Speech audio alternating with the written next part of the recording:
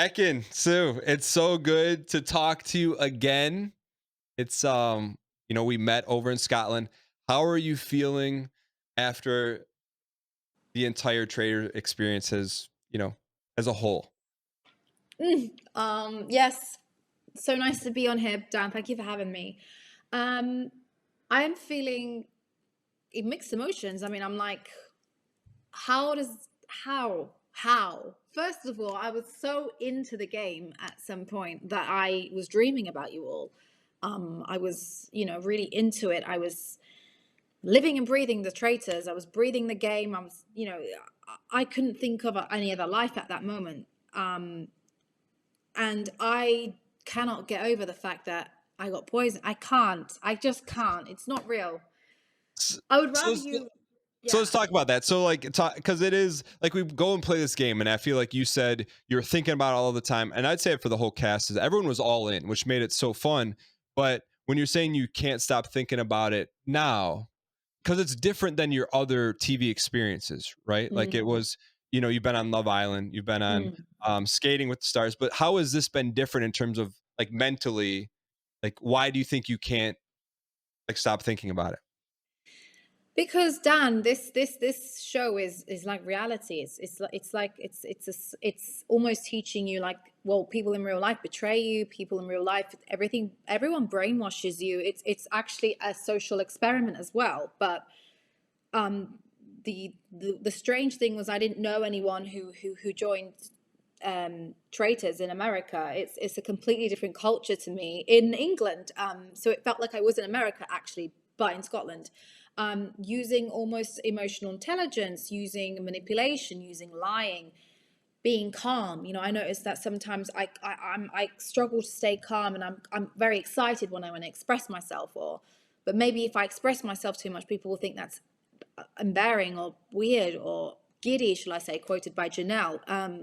But that's just who I am. And, in previous shows, I've just been myself. So I didn't come into the game playing a game. I came in just being Ekin-Su. And I just thought, I'm just going to be myself because I love people and I love socializing. And I didn't know how anyone would even accuse me of being a traitor on this program, you know?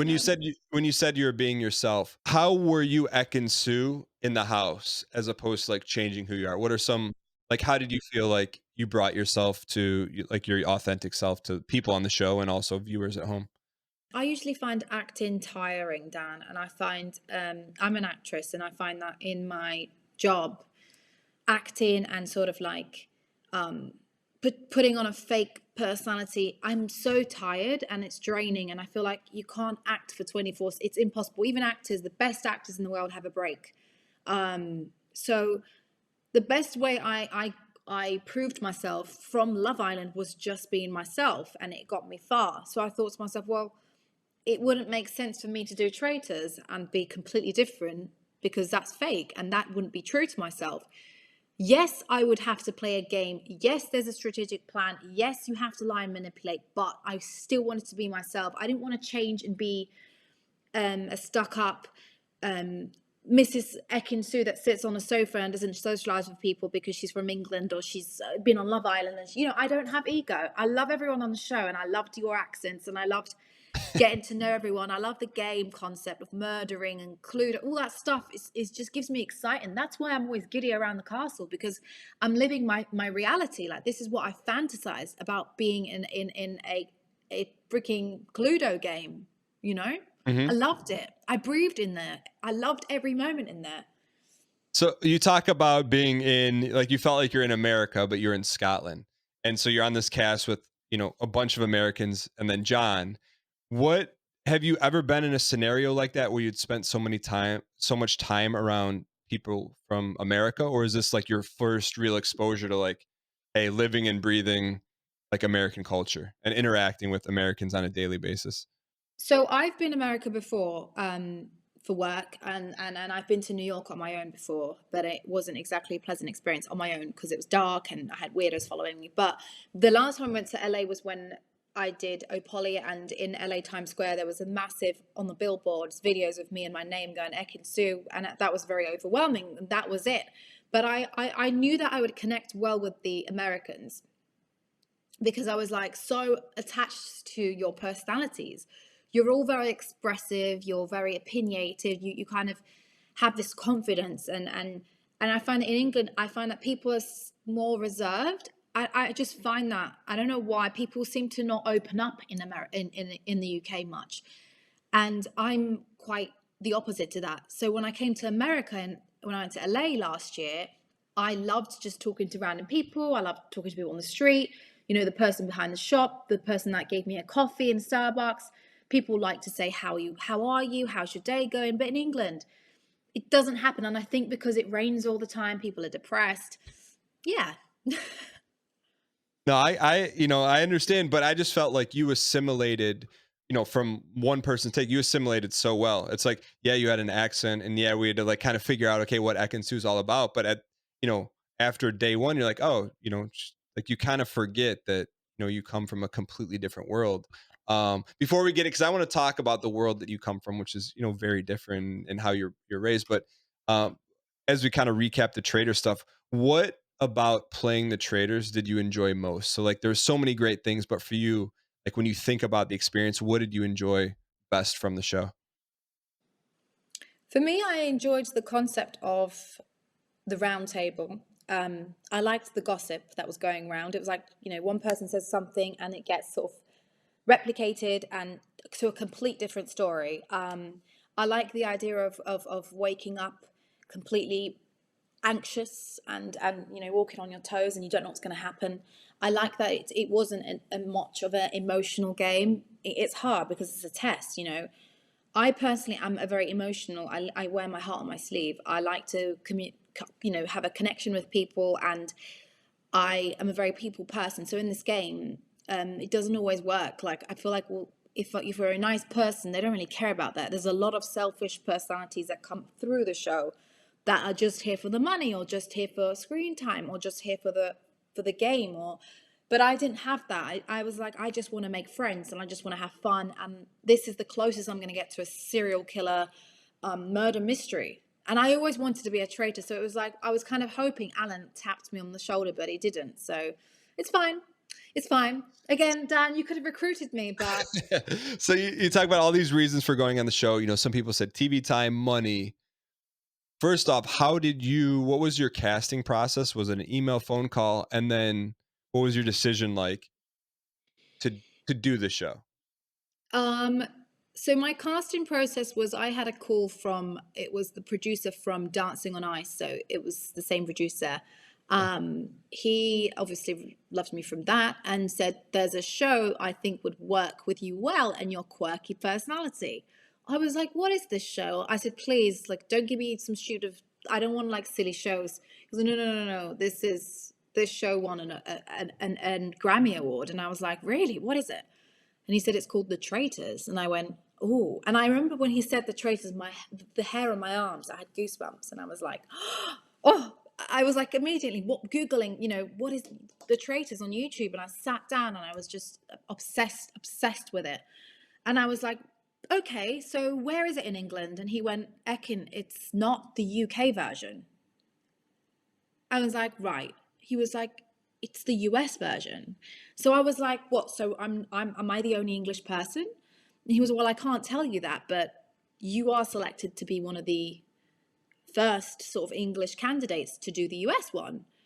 And I was like, so am I flying to USA? He was like, no, no, no, it's still in Scotland. And I was like, oh my God. And then he was like, there's celebrities from USA. And I was like, right, get me involved. I don't care if I get eliminated. I'm there to play this game and show my weirdness in this game without being ashamed, because I feel like my personality didn't really match so much of like, I don't know, like, people like criticize personalities. Like I said, if you're a pretty girl, you usually talk about handbags and shopping and luxury stuff. I'm not like that.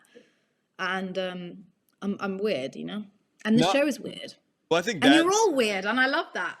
well, I think that's one of the things that I mean we had talked about is that getting to know you, it's not, there's more depth to your character than, someone who won Love Island. You're very intelligent, you're dialed in. And I think what makes you Thank endearing you. to a lot of people is that you're relatable for someone who maybe on the exterior does not look relatable at all to anyone. Um, But so for you, where does that come from in terms of like the fact that you're comfortable? Like even on the show, you know, you're talking about aliens and like, you know, your quirkiness does come through on the show. But where does that come from for you that you're like, you know what? Because a lot of people will hold that in or Mm. even not get to that point in their life until they're much older. So for you, where did your comfortability come with to be able to just let it fly? So it all started when I was young and I moved schools and I got severely bullied. I'm talking to the level of it's sad thinking about it, but like I really wanted to make friends and they kind of outsided me. I don't know why. Looking back, I have no idea why. Maybe because I was just confident. It's always the confident kids that got bullied. Where did Anyway, you I was a grow bit up? Because I don't think people where did you Oh, like so I grew up in North London, and then I moved to Essex when I was 10. So I went from a very like multicultural school to a more of a English school where everyone I was probably the only person that was Turkish, and there was one person from Africa in the whole year. So it was very different dynamics, and for me it was very new. Everyone was sort of blonde. Everyone was people girls were wearing makeup at the age of 10, 12. I rocked up with my Tom and Jerry lunchbox. You know, I was very a kid. You know what I mean? I wasn't this were girl you with were you designer. sheltered or were you just you're just the type of kid to like carefree and played or did your I parents was just in shelter my you? own world. I was always in my own world. I always said what I thought, and people thought that was weird. Like, I would be the only one that would put my hand up at school and answer questions. I'd prefer hanging around with the teachers. I'm not a teacher's pet, but I preferred sort of socializing with my teacher than people in my school that I thought were really annoying and immature.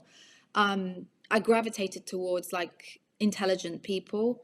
But you know, at school, I was a bit fat, and then when I lost weight, I got attention. But I was bullied when I was fat, and I had this one incident that made me grow, and that was when I was invited to a field, and there was a bunch of friends that said, "Come after school and let's hang out." And I was like, "Sure." And I turned up with a bottle of vodka with them, and I couldn't see anyone. And then I saw a group of people say, "Oi!" And then these six guys, six girls came with a bottle I thought was apple juice, and it was piss, and they threw it on me and threw me pushed me down the field and laughed at me and took videos of me, and that experience changed me. I mean, I mean, it sounds awful. I mean, that's how did that change you? I mean, it's just I mean, that's unfathomable that that happens, but how did like what happened from that point forward? I I swallowed my pride. I put the sort of the pride ego to a side, and I just was very unhappy for a long time. And then I thought, you know what? I don't care what people think about me anymore. This is me, and if people are going to bully me, they can bully me. So some sort of like awakening happened. And I think strong people, Dan, I feel like they go through a lot of trauma in their lives that shape them who they are. So when I was growing up into a teenager, you know, the hormones and becoming a woman, I wasn't bothered so much about my looks or if I was pretty or if I that wasn't my main goal or focus to draw people into me. It was my personality and my intelligence. And that's what inspires me with people. I don't get drawn to looks. I get drawn to people's, like, you know, knowledge, and I get drawn to people's strategies or their life experience, and whether that's male or female, like friendships. That's what I find interesting. I find interesting reading about aliens, UFOs, watching serial killer documentaries, things that make me think for 3 weeks instead of watching Kim Kardashian or the Kardashians. You know, it's not for me. When you experienced that, like you would call like life pivoting moment, did you turn to your parents? Like, did you talk to anyone? Like, how did you go from like getting humiliated on camera as a impressionable kid to then like what did you talk to someone? Were you just like what I mm, I didn't speak to anyone. Didn't tell my family until only like a few years ago.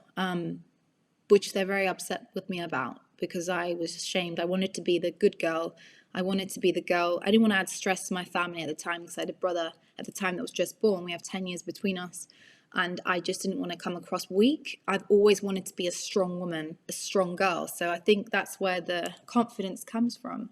It's hard. It's really hard. But like trolls now doesn't bother me. Like I said in the show, I'm not bothered by Janelle not liking me. I'm not bothered by people.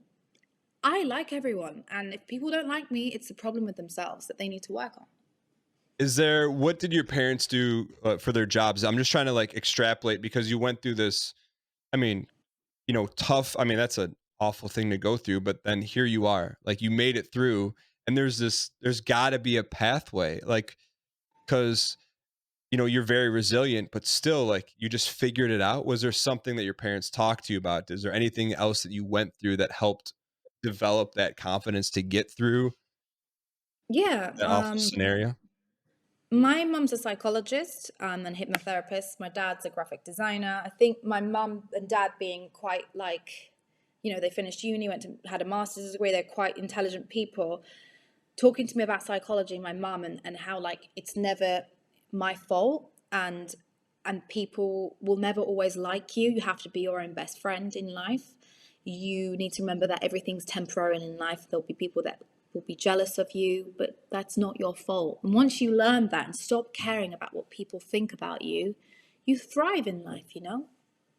No, that's great advice. So I mean, somewhere along there, like your mother's profession or the conversations you had to plant some kind of seed. So here you are. So you come through this kids, the situation where you grow as a kid. How do you decide then to, hey, I want to be an actress? Like where does that passion or where did that grow from? Since I was young, I just used to play different characters. And I know it's really weird, but I would just like play something in my room. My mom would be like, "Are you talking to a ghost?" And I'd be like, "No, I'm talking to Patrick, an imaginary friend that I'm acting with, or I'm talking to like someone else." Or it was really weird. Like I was always a very strange person, strange kid, but it's fine. And I just loved like sort of getting out of reality down. I liked sort of not being, I was bored of the reality of this world. I liked to research different characters. Okay, well, what does this character do? Let's look at what their objective would be and their background. How can I get into their emotion and mind and feelings? I liked exploring that. So for me, I always did acting. I played piano since I was 7. I did ballet. I did up to like grade 6 in piano. And I did an acting degree at uni. So it's been a crazy life. Okay, so you get to university. Where do you consider your first break was? Because you've been on soap opera. So how did that, like going from graduating in uni with an acting degree to actually being in like a soap, like how did that happen?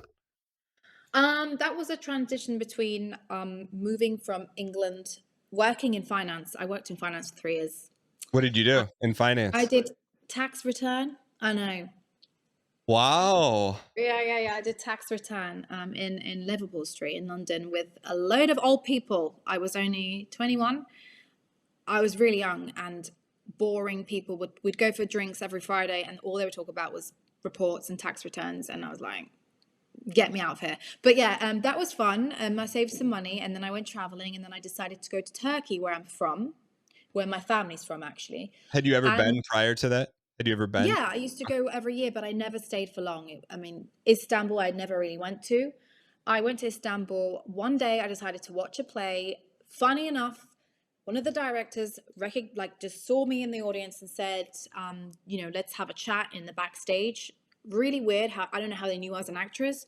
They were like, you should be in the play, and I was like, I'm only here for a week, and they were like, I want you in my play. And I was like, well, I have to fly back. I have a life in England. And they were like, well, why don't you stay in Turkey for 3 or 4 months, improve your Turkish, and act in this play? And I thought, why not? Let's take a risk. And then after that, 6 months later, someone noticed me, and I was in a Turkish soap opera playing a doctor. Then from that soap opera, I played in another one for like a year and a half, playing this strange, crazy, quirky woman that When you was when you say someone noticed you though, so you're doing this play, and then what does that mean? They come up to you, they call you. Is it an email? And then how do you know it's real? Like, because I know it's a very difficult business no matter where you are. of Do you course. remember And how that went down? yeah, I was literally sitting down and drinking my Diet Coke. And the play finished, and all of a sudden, one of the assistants came up to me and said, "Oh, the producer wants to see you backstage." And I remember looking at my auntie, and I was like, "Is this safe? Like, why am I going in a creepy old man's room?"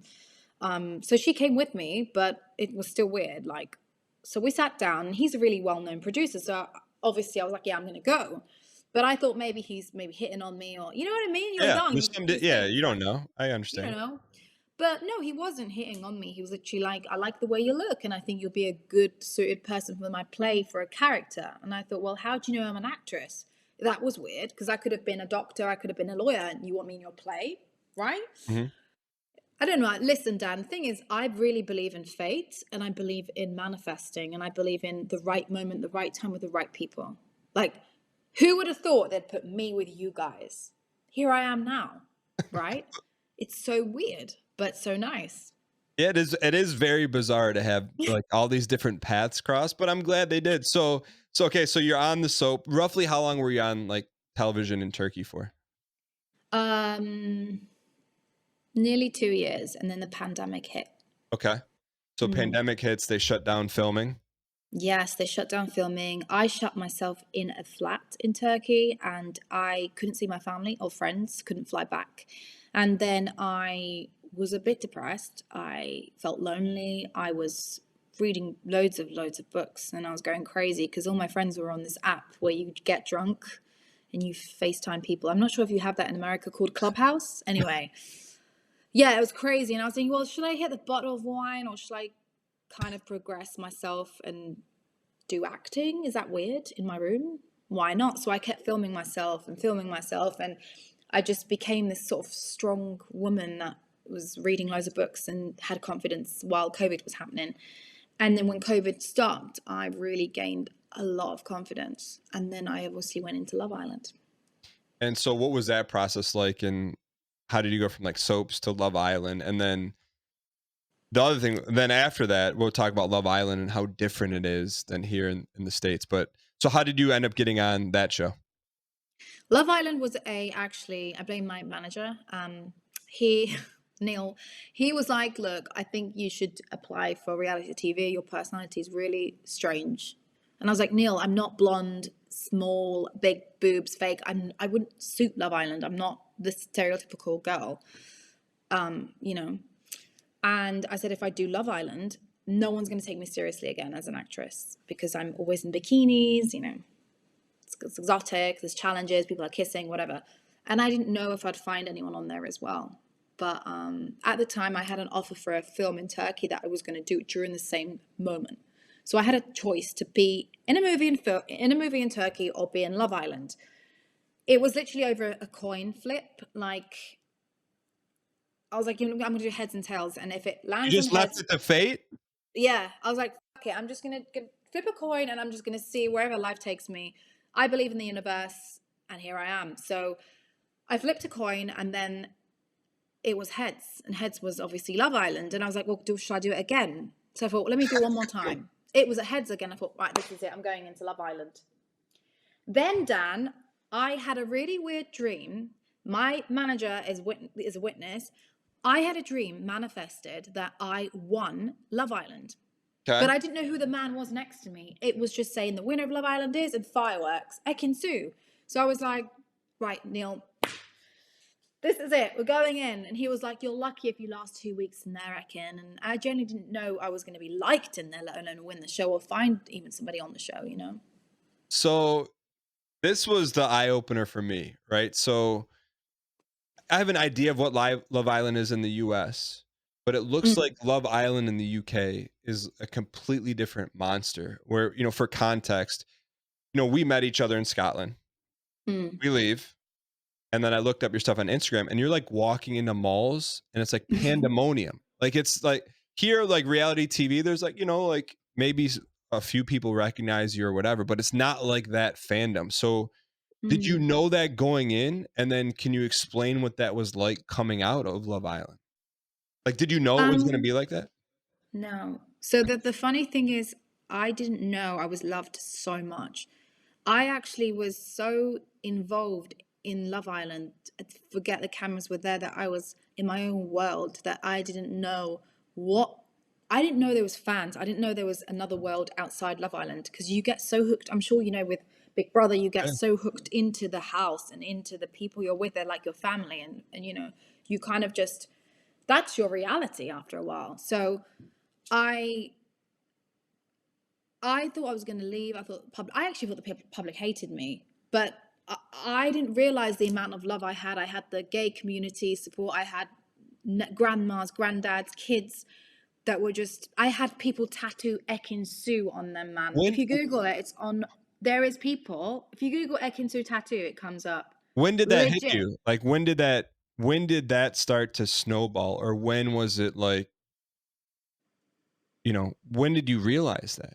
Because Love Island's, this is my ignorance. It happens live, and then Um, it films. Love Island's filmed like a day before. okay, So, and then if it's aired like a day before, and and then the you don't final have was your filmed phones. live. You don't have your You don't phone have on. no Okay, phones. The producers are not allowed to say anything to you. No one's allowed to come in from the outside and say, "Oh my God, you're doing well," or people. No, nothing. okay. So So you it's a win. You get off the show. And was there any like, hey, heads up, your life's different now, or did they just give you your phone and you looked at it and you're like, what the heck? Like, do you remember when yeah. it set in for you, or and you're like, okay, this is different now? I think the moment I realized there was so much stuff on the press about me, it hit me. It's like, I mean, let alone people on the streets that stop me and be like, "Oh my God, can I have a picture?" That was overwhelming, and also the fact that I had so much people write things about me every day. I lost friends as well. I lost my friendships from 10 years of friendships that I known suddenly told stories about me. My old voice notes were out in the press that was private. People sold stories for money, and people only contacted me when they wanted things from me, and I felt very used. I felt very lonely. It was a very lonely transition. Even though I'm in a relationship, I felt so lost. It was such a big change overnight, and it was rare. So what I went through was rare. Every year there's Love Island, but it doesn't happen like our year. And to me, to have that popularity until this day, to have that was still surreal. Was there any part of you that, like, I'm just trying to fathom for you? So you get out and it's just like pandemonium. Like, do you sit down and what's your next steps? Do you process, hey, I need like a team? Like, is this real? Is this going to continue?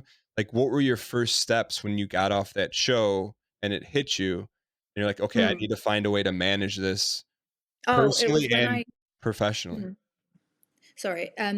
It's when me and my manager sat down and he was like, right, you've got all these brands that want to work with you, all this money, like they want to pay you this much. I was like, what? And he was like, yeah, we have this brand that want to pay you this much for a year collab, and this wants you to be an ambassador, a face of a brand. And I was like, but why do people want me so much? Why? I'm a girl that's been bullied at school and that's been criticized all her life, and now people look up to me. And that's because my friend was like, well, that's why. You're relatable and you're real, and that's rare. And I was like, that's weird. But that's when I realized, okay, I need a PA. I need to sit down and strategize my life. I'm not gonna lie, I do regret one thing. I said yes to a lot of things when I came out, and I was burnt out a lot. I was working 7 days a week, didn't have one day off. One day off, I had no days off. I was doing dancing on ice, oh Polly, all these things. I remember I flew to New York, and oh Polly had put me on New York Times Square, like the main big sign, just a video of me and my name, the photo shoot we did. They were like, look, turn around, it's you, Ekin. And I was like, what is going on? Am I in a dream? That this is not real. How am I so important? Like, what is this? Like, you can go a bit bonkers, but luckily I haven't. I'm still the same. But What do you attribute that to? Because under just in our interactions, I had no inclination that your life was like this, right? And I think that's a tribute to how you treat people. Just like, oh, it's mhm. Ekin-Su, and then you get out and you're like, okay, like you're living a But very you know different life. what, Dan? I like the fact that Peter, we had like all these other people that just liked me for me, and I liked that. a lot, and that's why I kind of didn't want to leave the show because I was like, oh my god, I'm in that place where I feel like me again, you know? And I didn't see you a lot as celebs, if I'm honest. I see you all as just normal people, friends on the show. I was never judging anyone, going, "Oh, that person's," because I didn't know. I never said, "Oh, that person was on the challenge. That's why they're this person." I didn't say, "Oh, Dan's played this on Big." I didn't know who you guys were. Likewise, you didn't know who I was. So it was lovely for me to experience that and have a game with you lot, you know? So for you in your day to day, how are you able to discern whether someone is, being genuine or someone who's trying to get to Ekin-Su for X, Y, and Z reason? You know when I know? When someone calls me and says, "How are you?" And I'm like, wow, I needed to hear that. Instead of, "Hey, can I be your plus one to this event?" No. It just, for me, I don't care about money. I don't care about big things. I care about humanity and people that actually want to have a decent conversation with me. If you ask me what would you prefer doing? I prefer to take a walk in the park, get a coffee and talk about aliens, life, and conspiracy theories and weird stuff and what's going to happen in 10 years to the world. Let's talk about, dinosaurs and, stuff like that. I find that really cool. What is there like an alien theory, or when you say you're into aliens, is there something you're like, damn, like if you have someone who's around you that isn't into aliens or theories and you're like, I want to hit them with this, like what is Yeah, I your mean, I've interacted with aliens. can you extrapolate on that? What does that mean, you've interacted with aliens? I've I've like full on had a FaceTime with three aliens. Can you tell me anything about that so I could wrap my head I around mean, what I don't the heck want you're to say saying? too much because I'm scared they will hack me again. I'm not crazy, guys, but no. And my brother and first interactions was when me and my brother Arda, we were in my room, in my family home, and we saw three flying saucepans like this. We Outside. zoomed in outside my garden. We thought this is probably projection lights or something. And then I Googled on Twitter, I was like, alien UFO in my area. And everyone was like showing the same images. And I was like, right, we've definitely witnessed or communicated with UFOs. 2 weeks later, I do a FaceTime with my friend. All of a sudden, the FaceTime blurs out. It goes like fuzzy, like purpley. Three alien heads pop up on my FaceTime. I screenshot it. I send it to my brother. I send it to my friends, and they're like, "That looks like aliens. Like that is aliens interacting with you." And I'm like, nah. And then I started watching all these conspiracy theories and documentaries, and the whole thing in America. They love America, aliens. Like that they have a place in America that they visit all the time, and there's like been people that have spotted UFOs. There's proof, and it's all like such a secret thing. God, I'm really interested. What did the faces look like? It was just a typical like long, like really big eyes, and just like Do you like have the three of. screenshot? I do. I will find it because I actually explained this story on Love Island, and whew, it gives Okay. me goosebumps. Look. No, look, you're selling me. I'd love to see it. Okay. I would love to see it. So text to me. Okay. So you have all these like unique aspects to your personality, one of which, is you're not afraid to share your theories and different alien interactions. Um, what do you, from your time on television, even, whatever the show may be, what do you hope that people take away? Like, this is what Ekin-Su is all about. I want people to just take away some realness and remember that you can be yourself and that you don't have to be what society wants you to be. Like you don't have to be how the Kardashians are. You can be you. You don't have to have the same look as everyone else. You can shine with your quirkiness. And you know what? Why? One day someone's going to love you for you, and one day someone's going to accept you for your quirkiness and be so attracted to that. And if you keep copying and mimicking other people, that's boring. Like that's just not going to draw me to you. You know what I mean? I don't know. I don't care what people think about me. That's the theory of life. I think life is too short, and I think you're born alone, you die alone, and that's it. You've got one life, live it your best. And so you talk about like there's a lot of people that care about what you do and follow you. And I'm sure it's been intense at times. What have been the best parts of that intense fandom that hasn't really seemed to wane for you?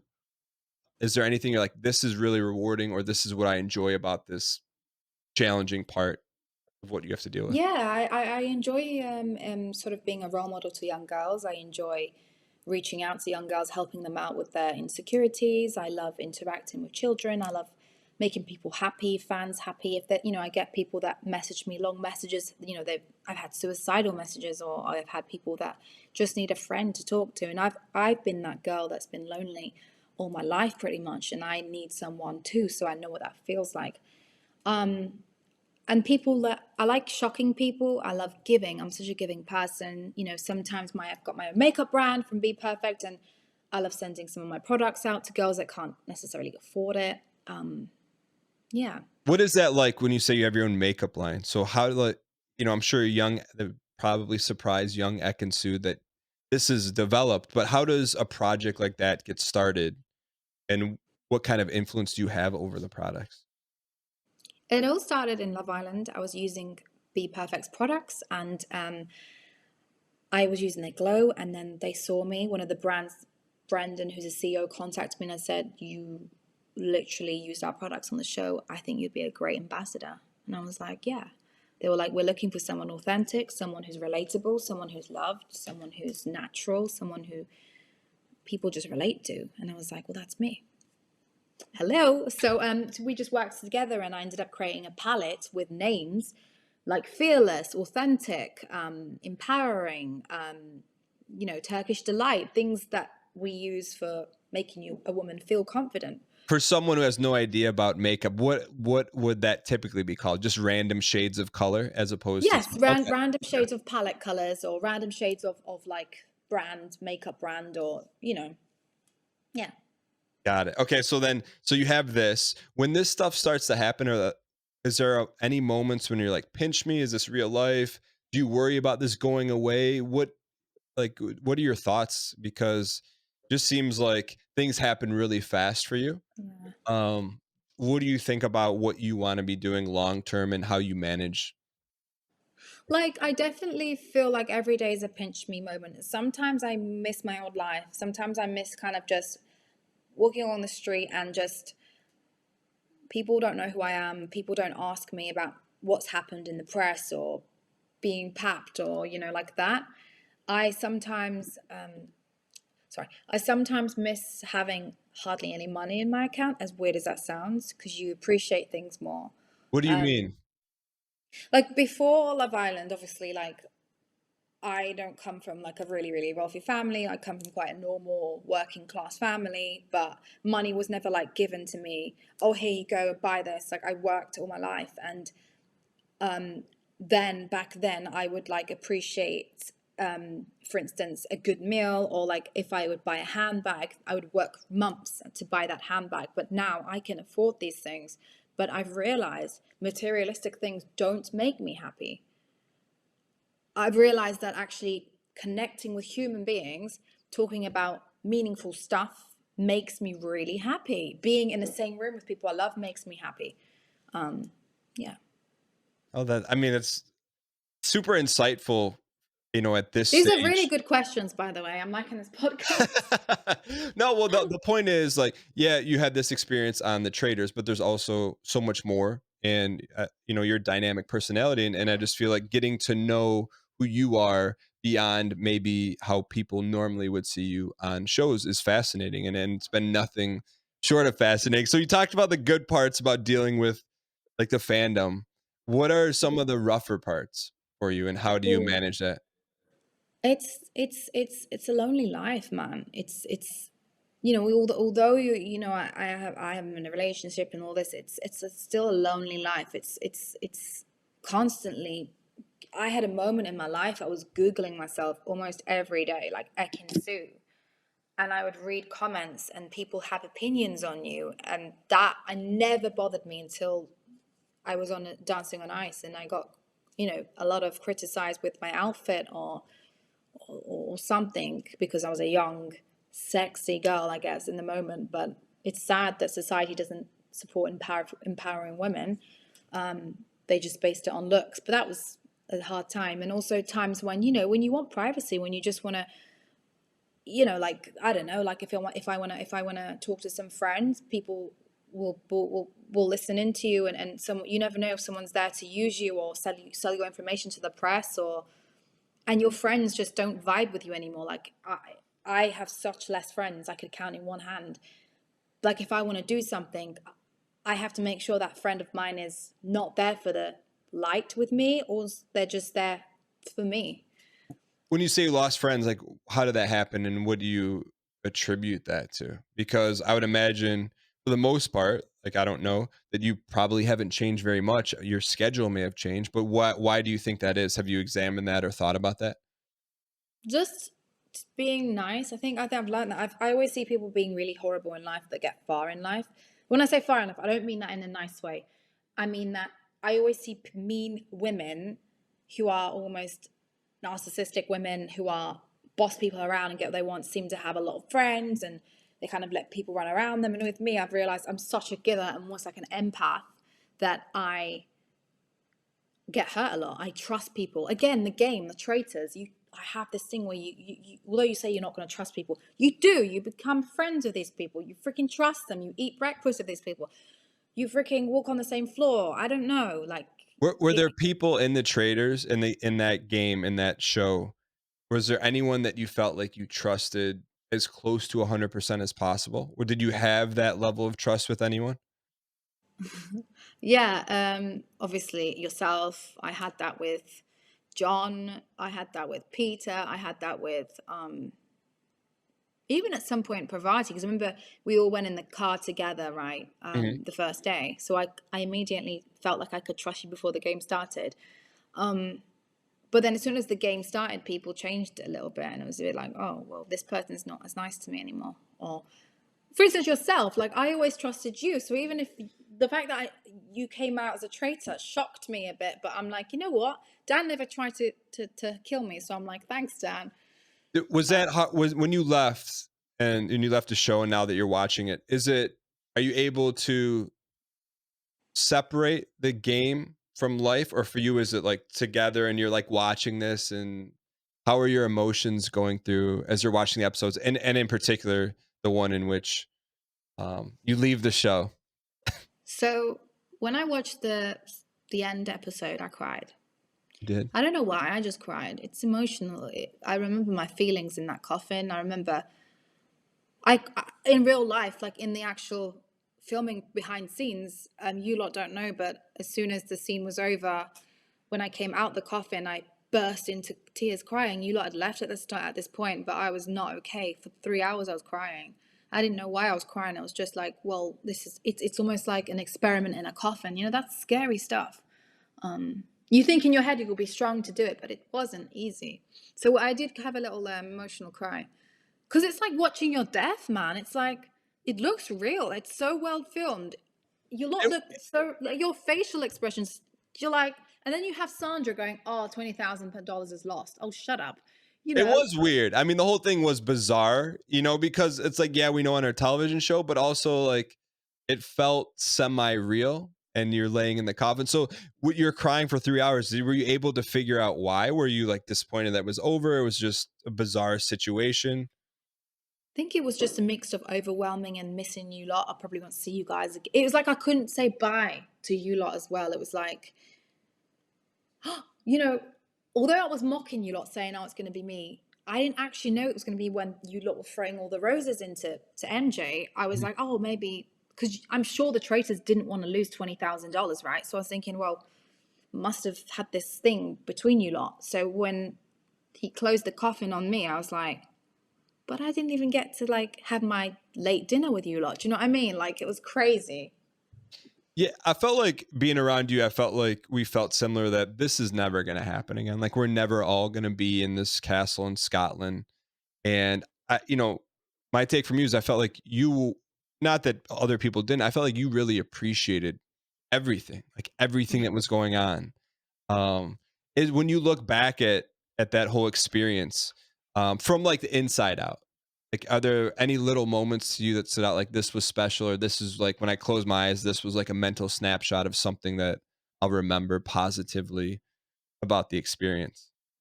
It's weird to say, but even like the shield moment, I probably would remember in a positive way. Although it wasn't at the time, it's a dramatic moment, and I'm grateful for. Moments when in the round table, when Alan walks behind us, the heartbeat, I never get to experience that again. That was something crazy. You know, I haven't experienced that sort of anxiety since I was at school, or going on a roller coaster and you're going to fall down, you know, or jumping out of a plane. It was the same sort of adrenaline. Or knowing that you're going to die in a coffin, or knowing that someone's going to murder you. Like I said, this is such a, it's not a real game. It's almost like a murder mystery game you play on a board box, right? But then also there's a lot of messages people can learn in the audience about this game. That society these days is always brainwashed. People turn people against each other. There's always one person that manipulates someone, and before you know it, you're played. When you when you talk about that sort of thing, like when you see manipulation or deception in the show, and someone who's coming from, like for you, you know, you've been on soaps, movies, and Love Island, and you know, Skating with the Stars. Was that an adjustment, or for you was it just like, okay, it's professional time, like I'm gonna go do the show, and you know, Yeah, I think for me it was always professional time, that sort of thing. Like I'm gonna put on the Ekin-Su work face, work, come home, balance everything. Like I had a lot going on at the time, but I could never still be that professional. I was always there's always me that comes through at work. There's always I can't fake it, man. I can't. so as we wrap up here, Ekin-Su, what is next for you, right? So you've had like a wild ride so far, and like, what do you want to do next, in the future? And then what do you think's is there anything you want to talk about that you're working on at all? Firstly, they should do an All Stars Traitors again, and You haven't had enough? I mean, like we just no, I want to be back where there's ticks. I want to be in the freaking field with you lot playing games again. I loved it there. okay. So you So love yeah, I would definitely do that with the same crew, all of you back in there again, with John especially. Um, you know what? I want to break it in America. I would love to do some American shows. I don't know what you would see me in, but I love Americans. I would love to kind of try out some gigs out there, maybe hosting some stuff or doing some more reality in America, or even acting, or do you you know. think do Mm. you think you'll come to America at all and like take a shot, or are you gonna stay? Do you know what you're gonna do yet? Like, do you think you'll I move mean, to LA or I would love to live in LA. It's a dream. I've been before. It's very very cool. I also like New York. I also like loads of other places in America. I want to go Texas. Um, so yeah, if there's an opportunity and I had to move, why not? Like life's a risk. You got to take risks. is But there you should come to England, Dan. We should, people love you here, as well. And well, tell your mother I said hello.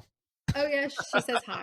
She says hi too. But yeah, they love you here, and I know you've asked me questions, but you've played the game so well in my eyes. Very well accurate, almost like narrator voice Well, I you have. appreciate this is not about me, this is about you. So, It's where fine. I just wanted to get it out there. no, thank you. Where can people follow you and keep up with you best? Where are you the most active online, for people that Guys, find me in space. Joking. You'll find me on Instagram. So it's Ekin-Su official, all one word, and Twitter Ekin-Su official. My TikTok is the same. And if anyone wants to have work inquiries, then they can contact my manager, Force One Management. awesome. Ekin-Su, thank you so much for coming on. It was great Dan, to thank you for having me. yeah, of course, and it's great to catch up, and I will see Send love you to the wives. Send love to everyone. I will, and I'll see you in a couple weeks for the reunion. Yes. Alright, Ekin-Su, I'll talk to you Thank soon. Thanks you. for coming on. Thanks, darling. Bye bye.